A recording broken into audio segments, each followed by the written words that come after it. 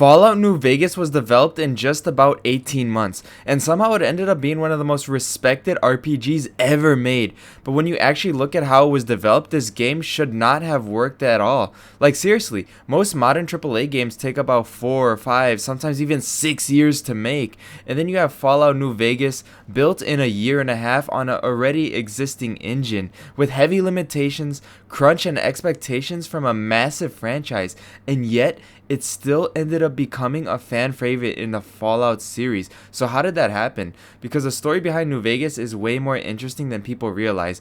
But before we get into that, if you guys don't know me by now, I'm Mr. Frosty Flames. We do anything gaming analysis, reviews, commentary, and playthroughs, and we do it in a chill way with no over editing BS. So if you like that style of videos, make sure you hit that sub button and join the Frosty Flames Legion, and make sure you like, comment, and share your thoughts. Anyways, back to the video. First, you have to understand how short 18 months really is in game development.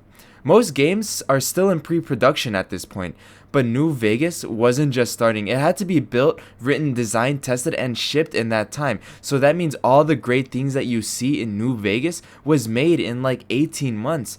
And to make things even harder, it wasn't really starting from scratch. It was already built on the Fallout 3 engine, which already had tons of limitations. So instead of building something new, Obsidian with Bethesda had to work within someone else's framework. And that means every idea, every system, and every quest had to fit inside constraints they didn't fully control. And this is why most games would have failed here.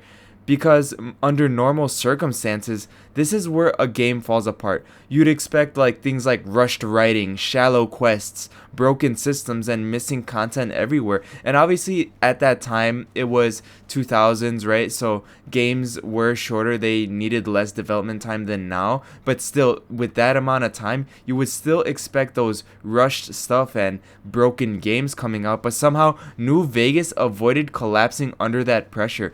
And the reason is actually pretty simple. They didn't waste time trying to be everything. They focused on what mattered most in an RPG, and that's the real strength of New Vegas. What carried New Vegas wasn't the graphics, it wasn't combat, it wasn't even technically polished. It was the writing, the factions, the Caesar's Legion, NCR, the dialogue, the choices. You actually felt like you were shaping the world, and more importantly, your decisions actually had consequences, and not fake consequences, not surface level changes. It had real branching paths that actually changed out how the story played.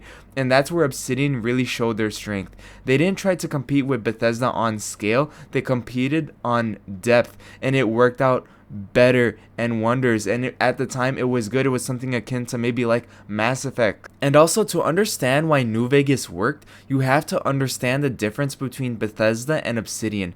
Bethesda RPGs are built around exploration. You would walk into a cave, you would find something random and keep moving. But Obsidian's approach is different. They focus on structure, things like meaning, choice, consequence, and narrative weight. You could take Bethesda's RPGs and Obsidian's RPGs and you could see the difference immediately. In Bethesda games, you would always start in that like tutorial area, right? Same with Morrowind, Oblivion, Skyrim. But after you get out of that tutorial area, in Oblivion it would be out of the prison, in Skyrim it would be after the dragon attack in Helgen, then the game would open up. There's obviously like a main quest where you could go to, but you could really fast travel anywhere, you could explore anywhere, the whole map is open. But you could argue the same is for Obsidian, but look at how Obsidian opens up. You're just in Doc Mitchell's office, right, in New Vegas, and then when you leave, you're immediately thrown into like a dilemma. With the Goodsprings, you either help the Powder Gangers take over the city, or you help the Goodsprings people defend the city. And it immediately throws in the meaning, choice, and consequence. And it tells you about factions, and it tells you about like, the reputation system. So when Fallout New Vegas came out, it wasn't trying to explore, Fallout 3 or explore the lands of the Mojave. It was trying to outright it. And in that area, it exceeded in a big, big way. Now, before you comment, every Obsidian, every Bethesda game launch is really, really bad, it has a lot of bugs. Okay, yeah, let's be honest, New Vegas did not launch perfectly. It had bugs, it had performance issues, and at the time, some people wrote it off as just another rushed spin-off. But something interesting happened over time. Players started to look past the technical issues and focusing on what the game actually did right. The writing aged incredibly well, the DLC expanded the world in meaningful ways, and the modding community, they're the GOATs. They helped fix and enhance it over time. So instead of fading away, it slowly built its reputation as one of the best RPGs ever made. In my opinion, you could take the top 20 best games of all time, and I would certainly place New Vegas somewhere in that top 20 list. Perhaps it's one of the top 5 best RPGs of all time. If you haven't played it, you should play it now. And what makes all of this even more insane is this wasn't a game that had perfect conditions. It wasn't given unlimited time.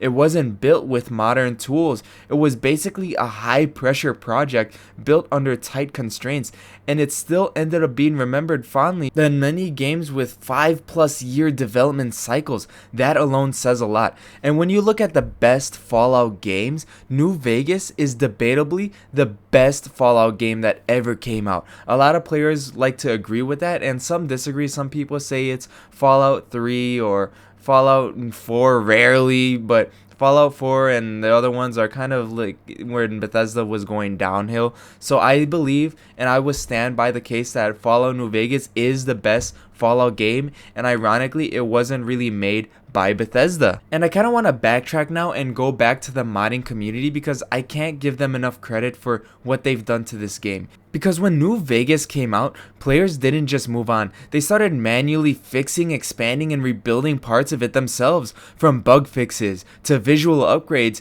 to entirely new quest lines and wacky stuff. New Vegas became a living project instead of a finished project. Sort of the reason why Skyrim and Oblivion and all the other Bethesda games are still alive right now, because of the modders. And that's important, because it changed how people see the game.